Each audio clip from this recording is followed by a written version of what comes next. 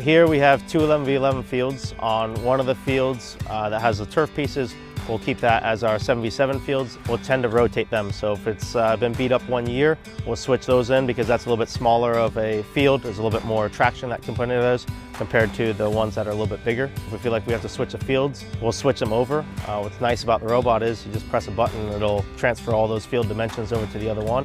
Before, it was pretty difficult when we're thinking about how we're going to do the dimensions, how we change it up, what spots we're going to try and miss out, just because there's only so much you can do, especially with the turf pieces that we have in place.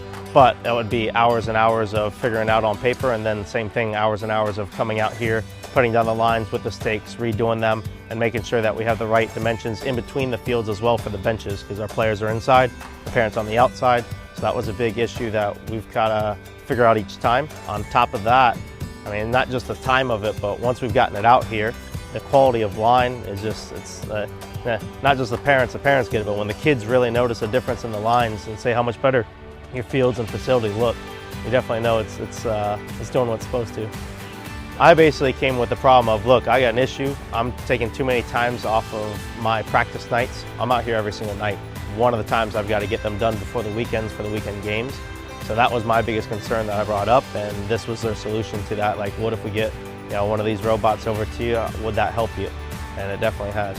But for me to be able to hit a button, run a session, and I already have a small field done, and then just to transfer it over to the next one, I mean, it's definitely the last month and a half, it's been much easier, and I've been able to focus more on my teams than worrying about making sure fields are ready for the weekend.